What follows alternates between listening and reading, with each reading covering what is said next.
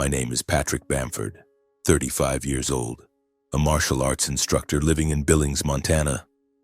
My life, in essence, is a series of fights, not just on the training mat, but also within the emotional scars I try to keep hidden.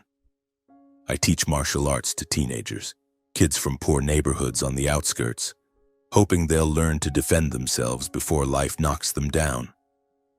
That night it was bitterly cold, with heavy snow falling outside the gym's windows.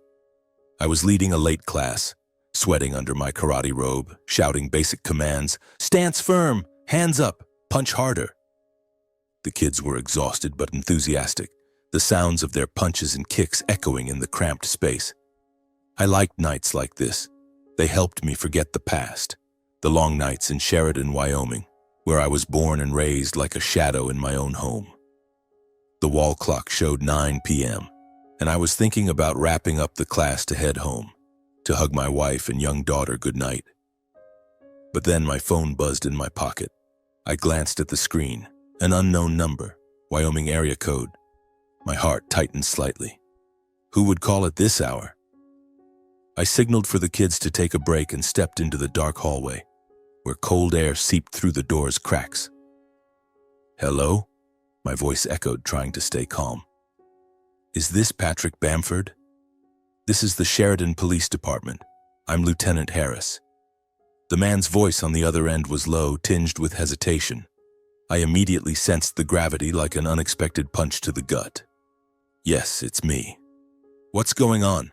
I asked, gripping the phone tightly.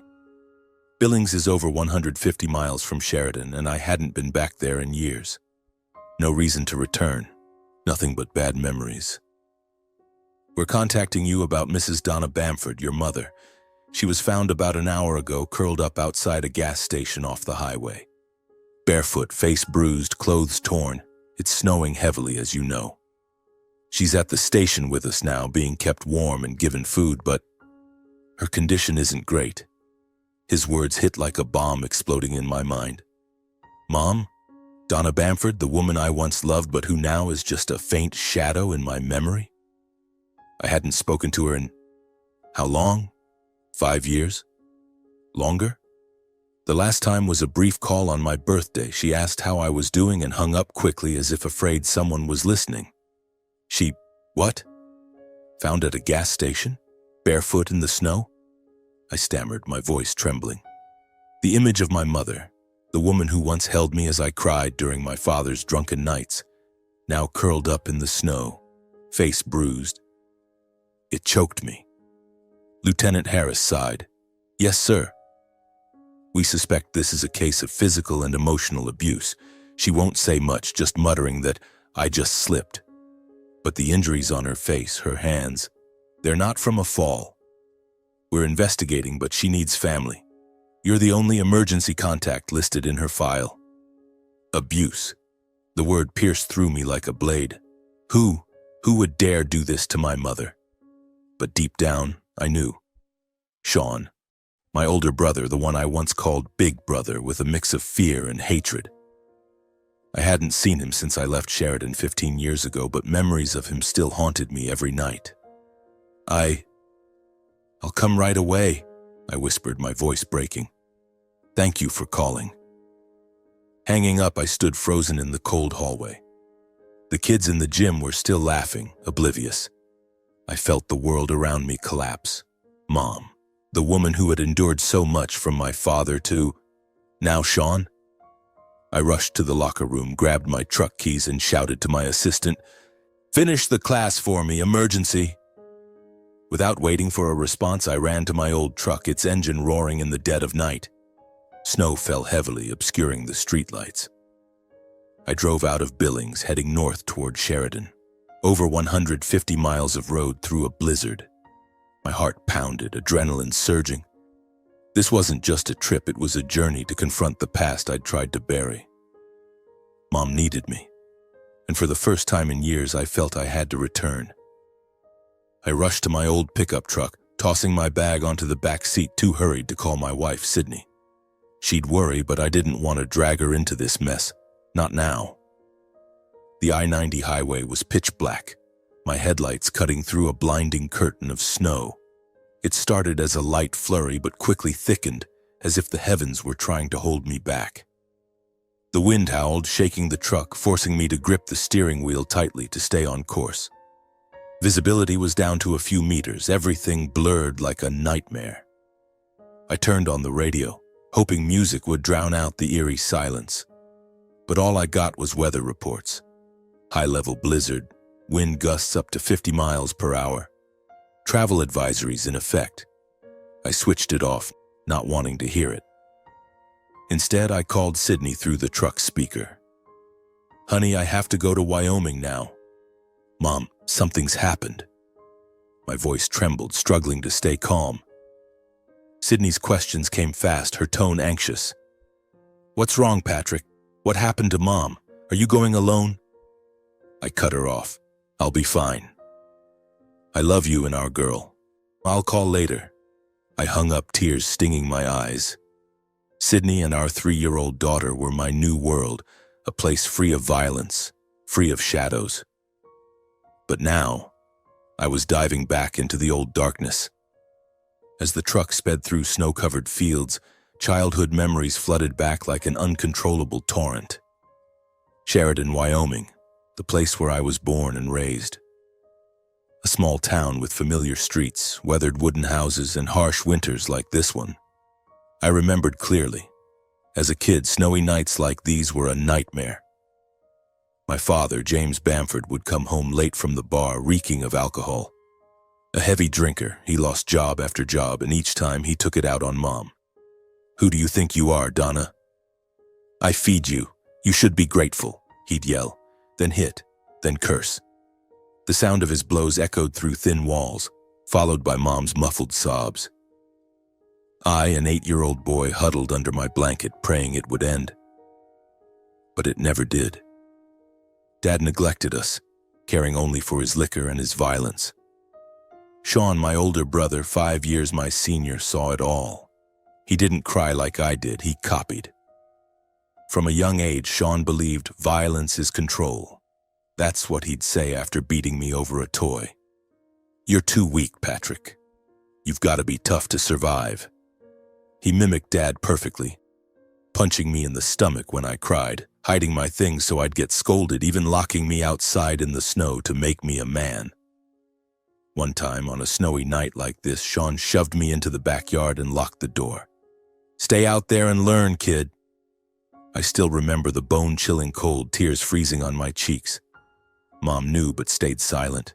She favored Sean, always protecting him to keep the family together. "Sean's just playing, Patrick. Don't make a big deal out of it," she'd say, her eyes full of guilt. She endured abuse from her husband, then fell into the same cycle with her eldest son after Dad. Our father died. Dad passed 10 years ago in a drunken car accident. I thought things would get better. Mom would be free, no longer beaten. But no. Sean moved back in with her and the cycle continued. He controlled her, took her savings, yelled at her in front of neighbors. I heard bits and pieces through rare phone calls. Sean forced her to obey him, using violence to teach her. Mom had endured it from her husband, now from her son. Why didn't she leave? Why did she stay silent? I was angry at her for that, so angry I cut off contact. She chose this. Let her deal with it, I told myself when I left Sheridan at 18, heading to Billings to study martial arts, build my dojo, and create a new life. Now driving through the storm, I regretted it. The wind grew fiercer, nearly pushing the truck off the road.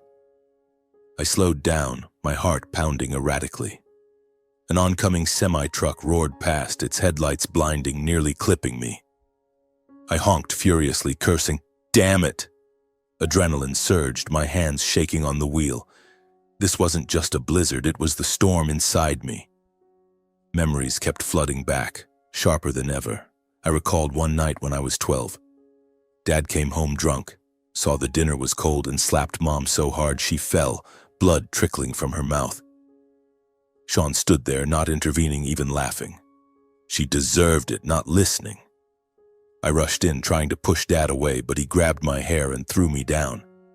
"You're weak, Patrick. Not like Sean," he growled. Mom cried, but still defended him. Don't tell anyone, son. It's our family. She wiped the blood, hugged me, but her eyes looked at Sean with love. Favoritism. Always. She favored Sean because he was like Dad, strong, controlling. Me, the sensitive youngest who preferred books over fighting, was looked down on by Dad and bullied physically and emotionally by my brother. Route 87 appeared, a sign I was nearing Sheridan. Snow clung thickly to the windshield, the wipers screeching. I glanced at the clock. Nearly 2 a.m. Over 150 miles, but it felt like thousands of miles of memories. I remembered rare family outings, Dad driving, Mom beside him, Sean and me in the back. They always ended in fights. Dad drunk, yelling at Mom for forgetting something. Sean mocking me. Scared, little boy? Mom silent, stroking Sean's hair. That favoritism hurt. I was the youngest, sensitive, but the only one who saw the wrongness.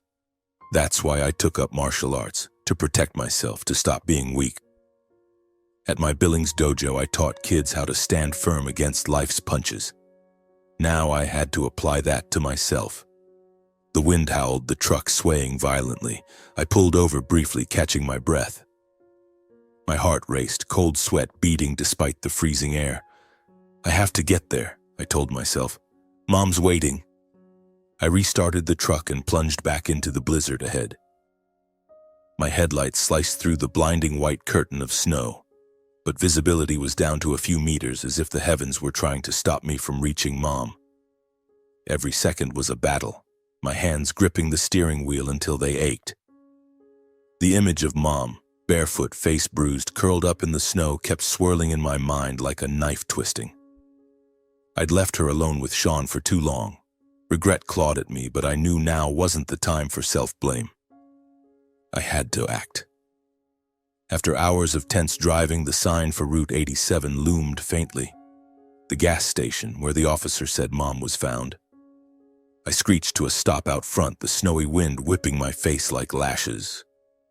I rushed inside, the warmth from the small gas station's heater greeting me, but it couldn't thaw the icy dread in my chest. In the corner, 2 officers stood beside a frail woman wrapped in a thick rescue blanket, clutching a steaming coffee mug. It was my mother, Donna Bamford. Her face was bruised, one cheek swollen like a balloon, lips cracked, eyes red from crying. Her feet were bandaged with clean cloths, but the raw, frost-bitten redness still showed. She looked older, fragile, like a leaf torn from its branch by the winter wind. Mom, my voice broke. I knelt before her, hugging her tightly, feeling her thin, trembling body under the blanket. Her tears rolled down, soaking into my shirt. Patrick, you came. Her voice was faint, like a breeze passing through a window. The lead officer, a middle-aged man with a thick beard, stepped forward, patting my shoulder gently. Mr. Bamford, we found her on Route 87, curled up near the gas station's dumpster. Barefoot, no coat, face. Well, you see, lucky the night shift worker called us in time. We've kept her warm, given her hot soup and coffee, but she won't say much. We suspect domestic abuse. Abuse. The word stabbed my heart like a cold blade. I nodded, swallowing hard to keep my voice steady, but my hands clenched, trembling. Thank you, officers. Mom, who did this? Was it Sean? I asked bluntly, my voice lowering with anger. Mom flinched, her eyes widening in fear, shaking her head frantically as if by reflex. No, Patrick. I just slipped. The snow was slick. I was careless. Don't worry, I'm fine. She tried to smile, but it was crooked, pained, overshadowed by the bruise on her face. I knew instantly it was a lie. She'd always done this. Covered for Dad when he was alive, now for Sean to keep the family together. I looked at the officer, who exchanged a glance with his partner, shrugging helplessly. We'll file a preliminary report, but if she doesn't cooperate, there's little we can do. You should take her to a hospital to check for head trauma or internal injuries. I nodded, helping Mom stand. She shuffled slowly, clinging to my arm, each step like treading on invisible pain. The blizzard outside still raged. I shielded her with my jacket, opened the truck door, and eased her into the front seat. I wrapped the blanket tightly around her, cranking the heater to full blast. "Mom, I'm taking you to a nearby motel to rest and warm up. We're not going home yet." She didn't protest, just nodded wearily, eyes closed as if escaping reality. The truck rolled forward, leaving the gas station and the officers' sympathetic looks in the rearview mirror. Sheridan's streets were hazy in the snow, but I didn't look around. I focused only on Mom, on her faint breaths beside me. In the warm truck cabin, amid the hum of the engine and the howling wind outside, Mom suddenly opened her eyes. She looked at me, her eyes full of worry, her voice a hoarse whisper as if afraid someone might hear. "Patrick, don't let your brother take everything. He wants it all." Her words hit me like a punch to the chest. I slowed down, glancing at her, my heart pounding. "Everything? What do you mean? The house, the money?" She sighed deeply, her trembling hand grasping mine on the gear shift. "Yes, the house, the land, the savings account. Sean forced me to sign transfer papers. I refused, he got angry, hit me, threw me out to teach me a lesson. Don't let him take it all. It's your father's legacy. Ours." Tears streamed down her face, and I felt her deep fear. Not just of being beaten, but of losing everything she'd fought to hold on to. Rage boiled inside me, a fire flaring up. Sean, my brother. The one I'd cut off long ago, now not only beating Mom, but plotting to steal everything. This wasn't just domestic violence, it was calculated theft. I pulled into an old motel, its neon vacancy sign flickering in the dark. I carried Mom inside. She was light as a child. I set her on the bed, covering her with thick blankets, the room's creaky heater humming in the corner. The small space smelled of damp and old cigarette smoke, but it was a temporary refuge. I sat by the bed watching her sleep, my heart tightening. She looked so fragile, as if a light touch could shatter her. I called my wife, whispering, "Honey, I'm here." "Mom." She was beaten, probably by Sean. Sydney gasped, her voice anxious. "Oh God, are you okay? How's Mom? Do you need me there?" I shook my head, though she couldn't see. "I'm fine. Mom's resting. I'll handle it. Love you." I hung up, feeling emptier than ever. This was my fight, ours. In the motel, I tended to Mom carefully. I bought painkillers and ointment from a nearby convenience store, rebandaged her feet, and gently massaged them to restore circulation. She grew more alert but remained weak, sobbing softly as she recounted the story. "Sean changed after your father died. At first he came back to help me, but then he controlled everything, money, the house. He said I was old, needed protection. But really he's in debt, gambling." She rummaged through her tattered leather purse, pulling out a crumpled folded paper. "Here, the transfer document. He forced me to sign it last night before he hit me. I hid it, ran out." I unfolded the paper under the dim yellow light. A legal contract transferring the house, land, and savings to Wyoming Holdings LLC, a company with Sean's signature as representative. My heart raced. This wasn't just abuse, it was legalized robbery. As I wiped Mom's face with a damp cloth, trying to soothe the bruises on her cheek, a sharp sound cut through the motel room's quiet. Mom's phone buzzed from her old coat hanging by the bed, its insistent vibration like a warning. I froze, my heart pounding, a bad feeling creeping in. I grabbed the phone. The screen lit up with 3 missed calls from Sean, his name like a knife carved into my chest, and a new voicemail sent just minutes ago. I glanced at Mom. She was watching me, her red eyes filled with that familiar fear from the nights Dad raged in his drunken stupor. She nodded slightly as if giving permission, but her hand clutched the blanket's edge, trembling. I took a deep breath, pressed play, and Sean's voice came through, growling, venomous like a cornered beast. "You dare run away, you old hag? I'll find you, and this time I'll hit harder, got it? Sign that paper or I'll make you a laughingstock in front of the whole town. Don't you dare snitch, or you're dead." His threat was like a cold gust through the room, making me shudder. I felt the cruelty in every word, the control he'd learned from Dad, but now laced with greed. I hit save instantly, my hands shaking with rage and adrenaline. This wasn't just a message, it was hard evidence, his voice, a clear threat like a knife at Mom's throat. I turned to Mom, my voice trembling, unable to hide the fury boiling inside. Mom, this isn't just abuse anymore. Sean's not just beating you, he wants to steal everything from you, from us. She lowered her head, tears streaming down her bruised cheeks. Her voice choked as if confessing a lifelong sin. I know, son. I know he's like your father, using violence to control, to force me to obey. But now he's greedier, wants the money, the land, everything. I was wrong, Patrick. I favored him, thinking keeping him close would hold the family together, but I was wrong. She broke down, hugging me, and I felt the weight of her pain. Years of enduring Dad, then Sean.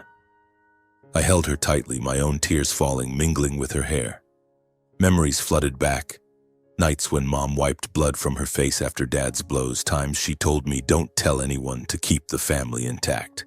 And times Sean punched me, mocked me as weak, while Mom watched, choosing to protect him to avoid trouble. But now, seeing her tremble in my arms, I knew she wasn't just a victim. She was a mother who'd tried her best, despite her mistakes. And I, the son who left, now had to make it right. That night in the musty motel room, I didn't sleep a wink. Mom slept deeply, her frail breaths mingling with the creaky hum of the heater. I sat by the bed watching her, my mind reeling with what I'd uncovered. The transfer document, Sean's threatening voicemail, and his scheme to seize her assets. But I knew that to confront him I needed more, irrefutable evidence. The old house in Sheridan where I grew up, filled with shadows, was the starting point. Sean didn't know I was back. I'd catch him off guard, search the place, find more clues. The thought made my heart pound with both fear and resolve. The blizzard outside had calmed, but the storm inside me was just beginning. At dawn, as faint light pierced the curtains, I left a note for Mom. Going to get food. Rest, Mom. It was just an excuse. I put on my jacket, pulled on a wool cap, and drove toward the old house. The familiar road was gut-wrenching. Leafless trees, snow-covered wooden houses, the faint smell of wood smoke in the frigid air. Sheridan was unchanged, but I was no longer the trembling kid from back then. I was Patrick Bamford, a man who'd learned to stand firm against punches, both literal and figurative. The wooden house appeared at the end of the street, half hidden behind a broken fence. Peeling paint, snow-laden shingles, yet it stood there, a silent witness to years of violence. My heart tightened as I parked in the yard. Memories flooded back. Dad's drunken shouts, Mom's muffled sobs, Sean's mocking laughter as he locked me out in the snow. I took a deep breath, stepped out of the truck, the cold biting my skin. I knocked on the door, the sound echoing in the early morning stillness. No answer. I knocked harder, and this time slow footsteps approached from inside. The door opened, and Victoria, Sean's wife, stood there, arms crossed, eyes cold as ice. She wore a thick sweater, hair tied high, her sharp face dripping with contempt. "Patrick!" Her voice was shrill, a mix of surprise and irritation. "What are you doing here?" "Sean's not home. This is our house now. You have no right to be here." She blocked the doorway, shoulders squared as if to push me out. I clenched my fists, staying calm. "I need to see Mom." "Where is she?" I asked, though I knew Mom was at the motel. Victoria sneered, her red lips curling. "The old lady?" She ran off.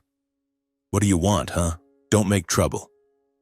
I didn't answer, shoving the door open and stepping past her. Victoria shrieked, "What are you doing? Get out!"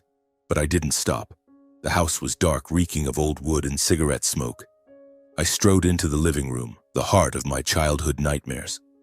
On the wall, a large photo hit me like a punch. A family picture, Dad, Mom, Sean smiling brightly on some long-ago summer day. But where was I?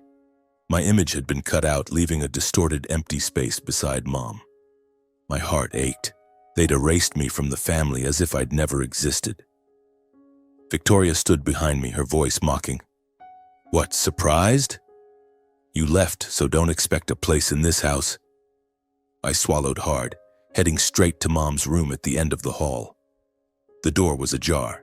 I pushed it open, feeling like I was stepping into the past. The room was unchanged. Old wooden bed, faded floral curtains, the faint scent of Mom's perfume. But on the desk, I saw a small cardboard box labeled with my name in black pencil. My heart raced. I opened it and forgotten pieces of my life spilled out. A crumpled high school diploma, a photo of me at 5 hugging a soccer ball, birthday letters from Mom never sent. Dear Patrick, I'm so proud of you. One letter trailed off, ink smudged with tears. Each item was a knife, proof Mom had thought of me but tucked me away, perhaps out of guilt for favoring Sean. I sank to the floor, hands trembling as I held the letter. Memories flooded back. Mom wiping blood from my face after Sean's punches, telling me to forgive your brother. She loved me, but she chose Sean to keep the peace. Now seeing these items, I understood how much it hurt her when I left. Victoria stood at the door, her voice acidic. Your stuff. No idea why the old lady kept it. Grab that junk and get out. She turned and walked away, leaving me alone in Mom's room. Then I noticed a small object on the bookshelf, a hidden camera tucked behind an old photo frame. My heart pounded. Had Mom set this up? I checked it. The cord was plugged in, a faint red light blinking. I connected my phone to the camera's memory. Videos loaded, and I nearly stopped breathing. Sean in this very room yelling in Mom's face, "Sign it, old lady! Don't make me teach you again!" He slapped her. She fell onto the bed, sobbing. Victoria stood at the door, arms crossed, face cold, not saying a word. Another video showed Sean punching Mom in the stomach for refusing to hand over documents. I clenched my teeth, hot tears welling. Mom had secretly recorded it, a silent cry for help. I saved every video to the cloud, my hands shaking with rage. This was evidence, undeniable. I left Mom's room and headed to my old bedroom, now Sean's office. Once my refuge for reading, escaping violence, it was now filled with papers and a computer. I rifled through the desk, heart racing. A thick folder fell from a loosely locked drawer labeled Wyoming Holdings LLC. I opened it, and everything became clear. Contracts, invoices, printed emails, all tied to Sean's shell company and a partner named Richard Holt. They targeted the elderly, coercing them to sign over assets, then legitimized it through the company to sell off or launder money. Mom wasn't the only victim. A long list of names, lonely elderly women in Sheridan and nearby areas. Sean wasn't just repeating Dad's violence for control, he was crueler, turning abuse into a money-making machine. I snapped photos of every page. Each piece of evidence was a bullet to bring Sean down. But I knew he wouldn't stop easily.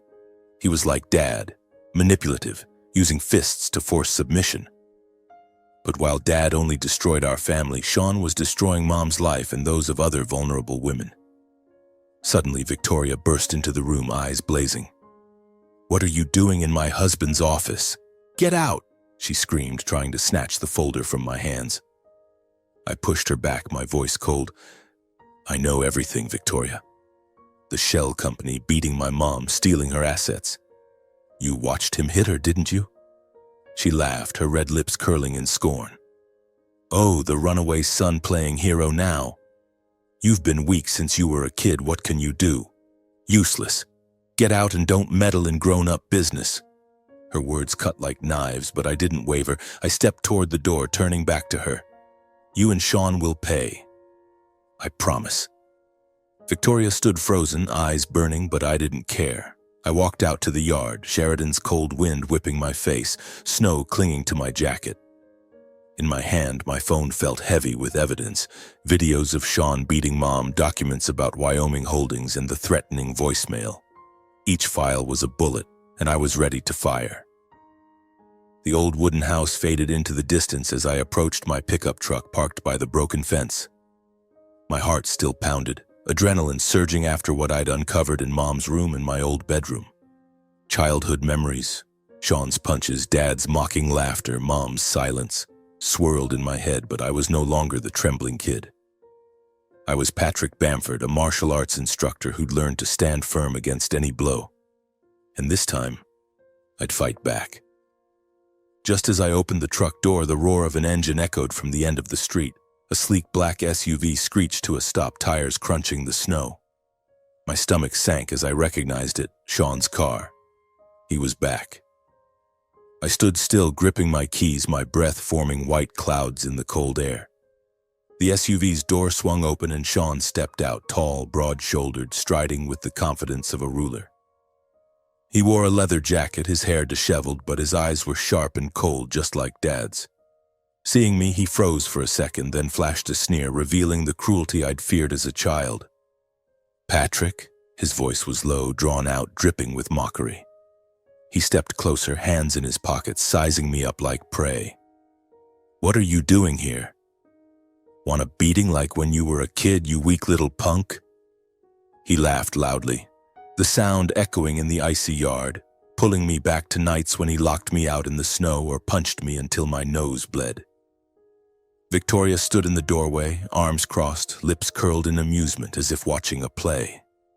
I took a deep breath, keeping my voice steady despite the rage boiling in my chest. "Sean, you think you can still bully me like before? I have everything. Videos of you beating Mom, documents about your shell company and your voicemail threatening her. You're going to rot in jail." My words were like a stone thrown into still water. Sean's smile vanished, his eyes narrowing, flashing a mix of panic and fury. Victoria stepped into the yard, her voice shrill. "What did you say? Evidence? You dared sneak into my husband's office and steal documents?" But Sean didn't let her finish. He roared, his violent nature erupting like a wildfire. "You touched my stuff?" He lunged at me, swift as a predator, his hand swinging to grab my phone. I stepped back instinctively, my body shifting into the defensive mode I'd honed for years at the dojo. Sean was bigger, but he didn't know I'd changed. I was no longer the kid he could push around. He swung a punch, heavy but clumsy, fueled by rage rather than skill. I dodged, feeling the whoosh of his fist graze my cheek. "Stop, Sean!" I shouted, but he didn't listen. He came at me again, his left fist aiming another blow, his right hand reaching for my phone. I blocked his punch with my forearm, pivoted, and used a judo lock to flip him onto the ground. Snow sprayed everywhere as Sean groaned in pain, sprawled on the frozen ground. Victoria screamed, stunned, rushing forward. "What are you doing, you maniac?" "Stop!" I stood tall, breathing heavily, watching Sean struggle to his feet, clutching his shoulder. His face was red, not from the cold, but from humiliation. "You!" he growled, but he didn't dare charge again. I locked eyes with him, my voice ice cold. "You beat Mom, stole her assets, manipulated her like Dad used to. But I'm not that kid anymore. I'm taking you to court, Sean, and you'll pay." I turned to Victoria, who stood frozen, mouth agape. "You too? You watched him hit her and did nothing? You're just as guilty." Sean staggered up, pointing at me, his voice hissing through clenched teeth. "You'll regret this, Patrick. I'll find you and that old hag too." But I wasn't afraid. I'd faced him, brought him down with the strength I'd built to escape his shadow. I got into the truck, slammed the door, and started the engine. Victoria ran after me, pounding on the window, cursing, "You're trash, useless, nobody needs you." Sean stood behind, shouting profanities, but I didn't look back. I hit the gas, the truck lurching out of the yard, leaving the furious couple in their powerless rage. As I drove back to the motel, my heart still raced, adrenaline coursing through my veins. The confrontation with Sean felt like the final battle of my childhood. This time, I didn't lose. I remembered the days he punched me, mocked me, when Dad called me weak. But now I'd proven otherwise. I wasn't just protecting myself, I was protecting Mom, protecting justice. My phone, heavy with undeniable evidence, was still in my pocket. I knew the real battle lay ahead, the courtroom where Sean would face what he'd done. The road back to the motel was quiet, snow falling lightly under Sheridan's dim streetlights. The blizzard had eased, but inside me another storm raged. Anger, determination, and a trace of fear. Fear that Mom might weaken again. Fear that Sean might find a way to turn the tables. But I wasn't the trembling kid from years ago. I'd trained in martial arts to stand firm, and now I'd use every ounce of my strength to protect Mom. When I pushed open the motel room door, Mom was sitting on the bed, clutching a cold cup of tea, her anxious eyes fixed on me. The bruise on her cheek was still swollen, but her gaze was brighter, as if she sensed the change in me. "Patrick, did you see Sean?" Her voice trembled with fear. I sat beside her, taking her hand, feeling her thin, cold fingers. "Yes, Mom. I went to the old house, found evidence. Videos of Sean hitting you, documents about his shell company stealing assets. Then I saw him. He came at me, but I took him down." I recounted it calmly, though my resolve shone through. Mom's eyes widened, tears streaming down. Are you hurt?" "Sean, he's strong." I smiled, shaking my head. "I'm fine, Mom. I'm not that kid anymore, but Sean won't stop. We have to take him to court, make him pay." Mom flinched, gripping my hand tightly. "No, Patrick. Don't make a big deal. He's your brother, family. If we go to court, everyone will know our family will be ruined." "I don't want that." Her voice choked, as if she was still clinging to the fragile facade of family she'd built over years. I sighed, a mix of anger and pity rising. "Mom, what family? He beat you, threw you out in a blizzard, tried to steal your assets. He doesn't see you as family. He wants money, control, just like Dad did." My words made her tremble. She bowed her head, tears falling onto her hands. I knew she was torn, between her love for Sean and the pain he caused. But I couldn't let her stay silent, as she always had. I stood, pacing the cramped motel room, searching for a way to convince her. "Mom, I know you want to keep the family together. But family isn't enduring violence. I've seen you wipe blood from your face after Dad's beatings, heard you say don't tell anyone to keep the peace. But at what cost? You lost your youth, your freedom. Now Sean's doing it again, worse. He's not just hitting you, he's trying to take everything you have. If Dad ruined your youth, Sean won't ruin the rest of your life." I knelt before her, holding her hands tighter. "I promise, from now on I'll take care of you. But those who hurt you have to pay, whether it's Sean or anyone else." Mom sobbed, hugging me like a child. "I was wrong, Patrick. I favored Sean, thinking keeping him close would save him. But he's too much like your father. I was afraid of losing both of you." I held her, feeling her frail body tremble. "You haven't lost me. I'm here and I'm not going anywhere. But we have to stop this cycle. For you, for me, and for others Sean might hurt." She nodded, still hesitant. I knew facing Sean in court would be painful but necessary. That night I began organizing the evidence. Sitting on the motel's creaky wooden chair under dim yellow light, I opened my phone, reviewing each file. Videos from Mom's hidden camera, every blow Sean landed, Victoria's cold stare as she watched. The threatening voicemail, Sean's voice growling like a beast, documents about Wyoming Holdings LLC, listing other victims, elderly people coerced into signing over assets. Each piece was a hammer ready to shatter Sean's wall of lies. But I knew videos and documents weren't enough. I needed witnesses. I remembered Mrs. Linda, our old neighbor who lived next to Mom's house. She used to bring over cookies, saw Mom cry after Dad's beatings. I called her, whispering to avoid waking Mom. "Mrs. Linda, it's Patrick. I need your help. Sean's been beating Mom and I need you to testify." She sighed over the phone, her voice heavy with sorrow. "Oh, Patrick, I know. I've seen him yell at your mom, seen her limp in the yard with bruises. I'll testify. He can't keep doing this," I thanked her, feeling a mix of relief and determination. The next day I took Mom to a psychologist in Sheridan, Dr. Abigail Hayes. In the small, softly lit office, Mom sat across from Dr. Hayes, hands clasped tightly. I waited outside, but through the slightly open door I heard Mom's halting voice. I endured it from my husband, then my son. I thought silence would hold the family together, but I was wrong. Dr. Hayes gently guided her, helping her face the buried pain. After the first session, Mom emerged, eyes still red but her face lighter. "You're right, Patrick.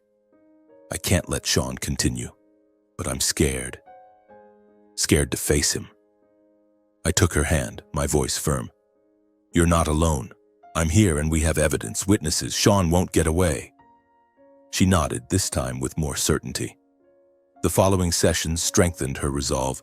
Dr. Hayes helped her see that violence isn't love, that she deserved freedom. In each session, Mom shared more about enduring Dad, his blows, his curses, her silence to protect us. But she also admitted favoring Sean was her biggest mistake, thinking he needed her more than I did. "You were sensitive, strong in your own way. I thought you'd be fine. But Sean, I feared he'd go astray like your father." She cried as she spoke, and I could only hug her, promising she'd never be alone again. In the days that followed, I contacted a lawyer in Billings, Robert Klein, who specialized in domestic abuse and asset fraud cases. I sent him all the evidence, videos, voicemail, documents, and Mrs. Linda's information. Klein listened, his voice steady. "Patrick, you have a strong case. The videos and voicemail are enough for abuse charges. The Wyoming Holdings documents open the door to a fraud investigation. But your mom has to testify. Is she ready?" I looked at Mom sitting by the motel window watching the snow fall. "She'll be ready. I'll help her." The night before filing the lawsuit, I sat with Mom telling her about my daughter Natalie to make her smile. "You'll meet her soon, Mom. She's strong like you, but she won't have to suffer like you did." Mom smiled the first time I saw hope in her eyes. I held her hand, my voice steady. "Mom, I'll take care of you from now on. Sean and Victoria will pay, not just for you, but for everyone they've hurt. We'll break this cycle." She nodded, tears falling, but this time they were tears of release. I stood looking out the window. Sheridan was quiet, but I knew the upcoming trial would shake this town. Sean wouldn't give up easily, but I was ready. With evidence in hand, witnesses behind us, and Mom slowly regaining her strength, I knew I wasn't just fighting for justice. For Mom, for me, and for those trapped by violence, I was fighting for a new beginning. After the sessions with Dr. Abigail Hayes, Mom grew stronger, but moments of anxiety still crept in. "Patrick, I'm scared of facing court, and I don't want Sean to end up in prison." I held her hand, my voice firm yet gentle. "Mom, Sean stopped being your son when he beat you, threw you out and tried to steal your assets. I know you love him, but love isn't enduring violence. You stayed silent for Dad, don't stay silent for Sean." She cried but nodded. "You're right. I'll try. I have to do this. For you, for me." The day of the trial arrived, and the air in the Sheridan courthouse was heavy like the sky before a storm. I sat beside Mom, her cold, trembling hand gripping mine. Sean sat at the defendant's table, dressed in a black suit, his eyes still sharp and defiant. Victoria sat behind him, her face stiff, red lips pursed tightly. I felt the weight of the town's gaze, neighbors, Mom's old friends, even people who knew Dad, focused on us. News of the lawsuit had spread through Sheridan, and I knew today wasn't just about the Bamford family. It was a declaration against violence and fraud. The judge, a stern middle-aged woman, banged her gavel. "We begin the trial of Mr. Sean Bamford on charges of domestic abuse and attempted asset theft. Mr. Klein, for the plaintiff, please proceed." Robert stood, his voice clear and cutting. "Your Honor, we have videos from a hidden camera installed by Mrs. Donna Bamford capturing the defendant, Sean Bamford, assaulting his mother. We also have a threatening voicemail, documents about a shell company used for asset theft, and testimony from a neighbor." A large screen in the courtroom lit up, playing the hidden camera footage. Mom's gasps echoed through the speakers, followed by Sean's growl. "Sign the papers or I'll keep hitting." A slap rang out. Mom fell onto the bed, sobbing. Victoria stood in the doorway, arms crossed, face emotionless. The courtroom fell silent, broken only by muffled sobs from the audience. I looked at Mom. She bowed her head, tears streaming, her hand squeezing mine painfully. I hugged her, whispering, "You're so strong, Mom. We're doing the right thing." Next, Robert played the voicemail. Sean's venomous voice filled the room. "You dare run? I'll find you, hit you harder if you don't obey. Sign the papers or I'll humiliate you." Murmurs rippled through the room. I glanced at Sean. He sat motionless, but his clenched fists betrayed his suppressed rage. Victoria lowered her head, her confidence faltering for the first time. Robert continued, presenting the Wyoming Holdings LLC documents detailing how Sean and his partner targeted the elderly, coercing asset transfers.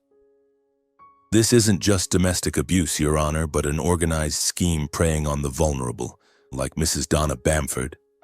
Mrs. Linda, the witness, took the stand. Her voice trembled but was clear. "I saw Sean yell at Donna, saw her limp in the yard with bruises. I heard her cry at night, 'I can't stay silent anymore.'" When it was the defense's turn, Sean's lawyer, a short man with a shrill voice, stood. "Your Honor, this is a fabricated case driven by Patrick Bamford's jealousy. He's been estranged for years and now seeks to ruin his brother. These videos could be edited, and Mrs. Donna is unreliable due to her age and mental state." Sean nodded, his gaze sliding to me, full of contempt. He stood, his voice smooth. "Patrick's always been jealous because Mom loved me more. He's making this up for revenge. I never hit her. I was just protecting her." His words cut like a knife, but I stayed calm, looking at Mom. She trembled, but her eyes shifted from fear to resolve. The judge addressed her gently. "Mrs. Donna Bamford, do you wish to speak?" Mom took a deep breath, stood leaning on me. The courtroom was deathly silent, every eye on her. Her voice shook but rang clear, breaking a lifetime's wall of silence. "I stayed silent when my husband was alive. I endured his blows, his curses, to keep the family together. I thought silence was love, sacrifice, but I was wrong. Sean, my son, beat me, forced me to sign papers for his gain. I was scared, but today I choose the truth. I don't want anyone to suffer like I did." Her words were like thunder, shaking the courtroom. Murmurs erupted, some in the audience cried. Sean's face paled, his eyes panicked. Victoria covered her face as if her reputation was crumbling. I hugged Mom, tears falling. "You did amazing," I whispered. She gave a weak smile, but I saw freedom in her eyes. The cycle of silence from Dad to Sean was broken. The judge banged her gavel, her voice stern. "Based on the evidence and testimony, this court finds Mr. Sean Bamford guilty of domestic abuse and attempted asset theft. Custody and protection of Mrs. Donna Bamford are granted to Mr. Patrick Bamford." She nodded to me. Tears streamed down Mom's face.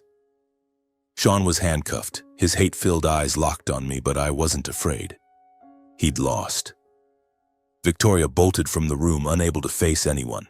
The Bamford family reputation, which she and Sean had clung to, was shattered. But the story didn't end there. The Wyoming Holdings LLC documents were handed to state investigators. A week later, Klein informed me. The lawsuit had sparked a larger investigation into elder asset fraud, with Sean and his partner Richard Holt at the center.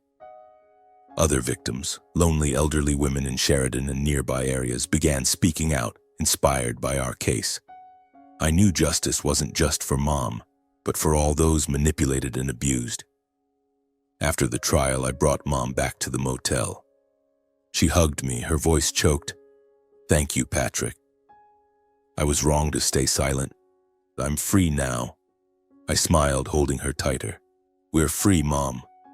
Sheridan, once a prison of violence, was now where I reclaimed our family, not one of blood, but of truth and healing. After the trial, I decided to bring Mom to Billings, where I'd built a new life with my wife and 3-year-old daughter, Natalie. Our modest home sat on the outskirts, a warm place with a white picket fence and a small garden Sydney tended lovingly. As the truck pulled up, Mom looked out the window, her voice trembling. "This is your house? It looks so peaceful." I took her hand, smiling. "It's your home too, if you want it." She nodded, tears streaming down, but this time they were tears of hope. Sydney ran out to greet us, hugging Mom tightly as if she were her own mother. "Mom, come inside, I made cookies," Sydney said, her voice radiant. Natalie, with her messy blonde hair, toddled after, hugging Mom's legs, looking up with big round eyes. "Grandma, you staying with me?"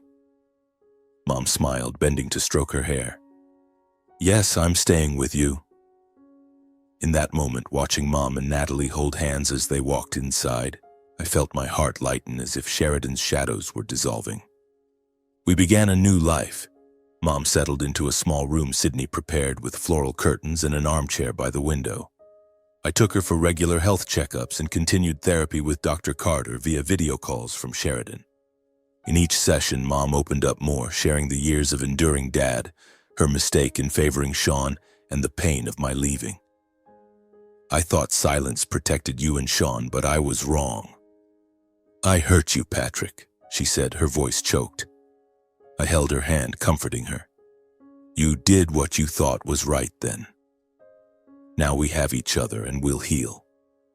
Mom found joy in the small backyard garden.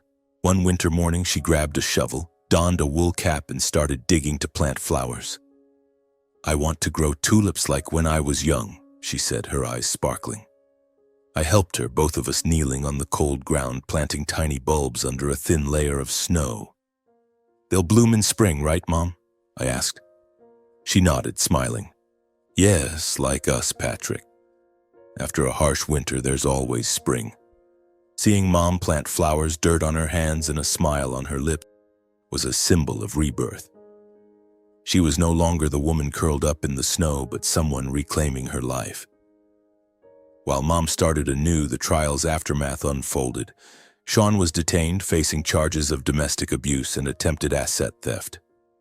Lawyer Klein informed me that the Wyoming Holdings LLC investigation had expanded, exposing a network of elder fraud across Wyoming and neighboring states.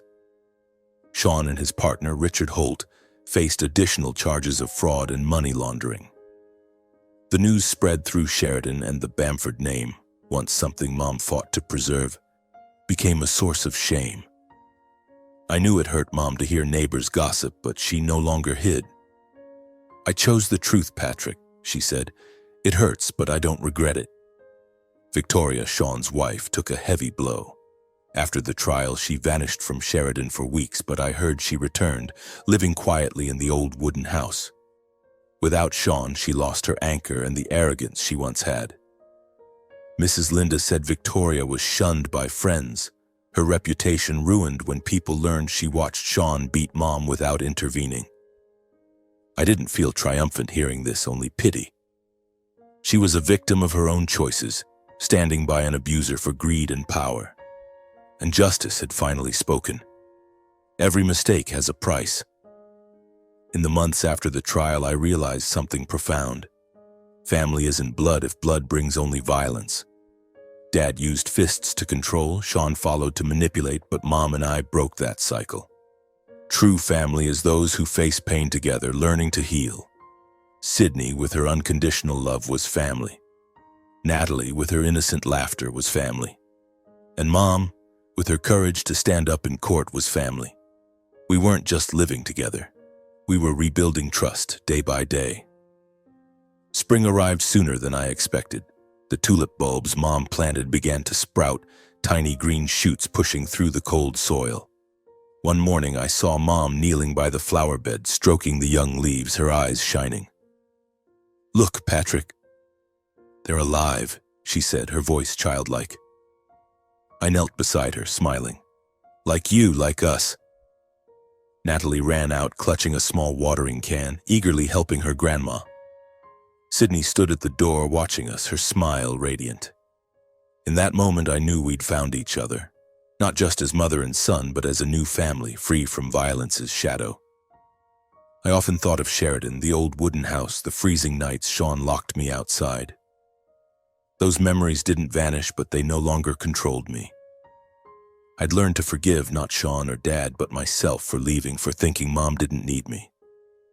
Mom was learning to forgive herself too, for her years of silence. We healed not by forgetting, but by facing it step by step. That spring, when the tulips bloomed in vibrant red, yellow, and white across the garden, I stood beside Mom, gazing at the vivid colors. "Beautiful, isn't it, Mom?" I said.